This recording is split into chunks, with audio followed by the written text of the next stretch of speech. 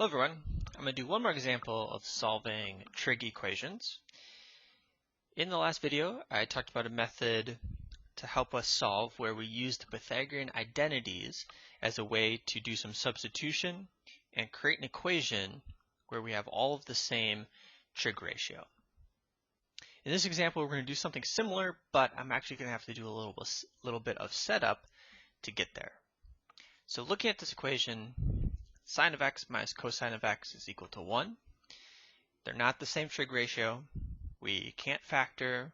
We can't use the zero product property.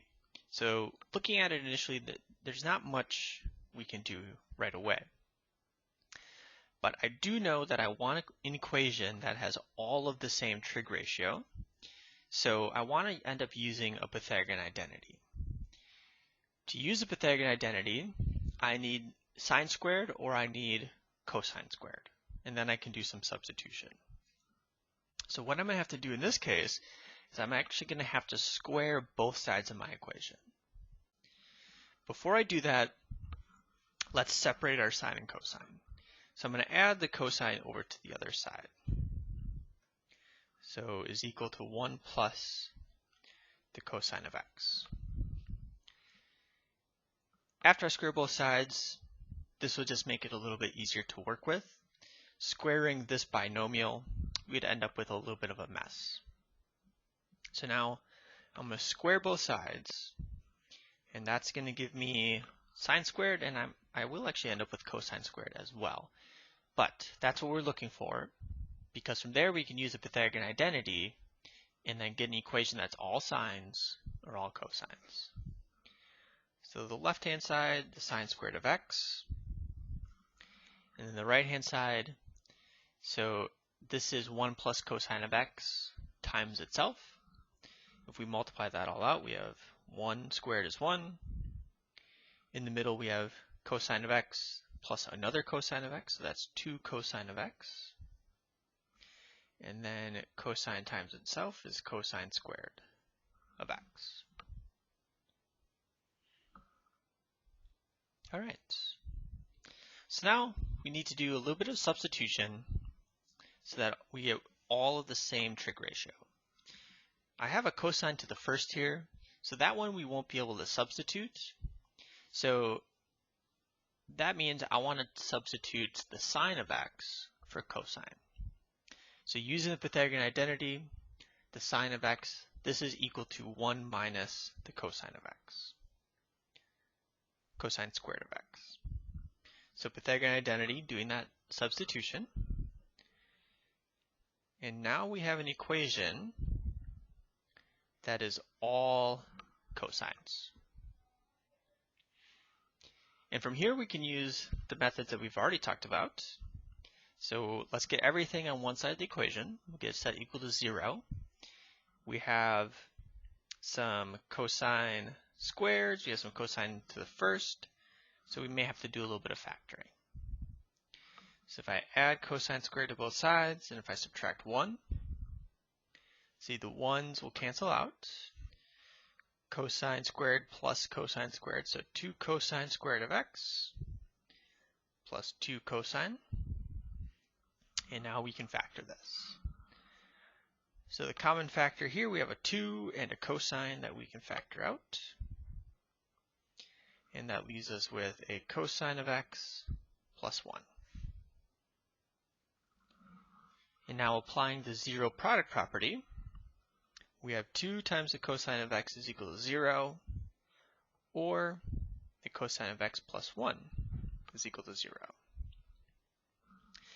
And taking these two equations and finishing isolating, dividing by 2, 0 divided by 2, that's still 0, so either the cosine of x is equal to 0, and then subtracting 1, the cosine of x is equal to negative 1.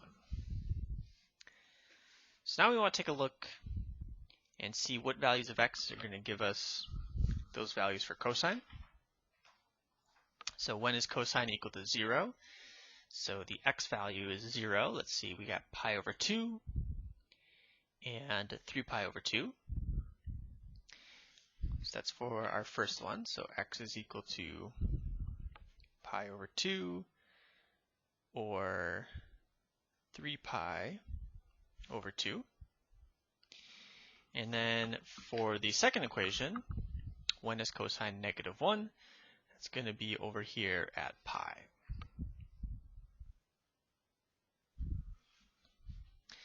Okay, now we ended up with 3 possibilities here, but all 3 of these might not be solutions. Because we squared both sides as one of our steps initially, we may end up with extraneous solutions. So we actually want to test these out and just make sure that they work. So go back up to the original, and if I plug these in, let's see if we end up with correct solutions here. So the sine of pi over 2 minus the cosine of pi over 2, we want to make sure that's equal to 1.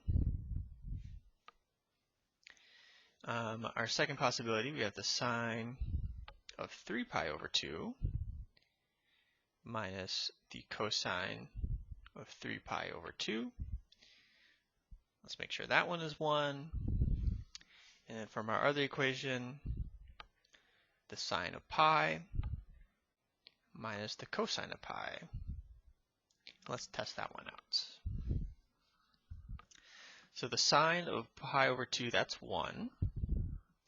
And the cosine of pi over 2 is 0, so we get 1 minus 0. That is equal to 1, so that one checks out. The sine of 3 pi over 2 is -1. The cosine of 3 pi over 2 is 0.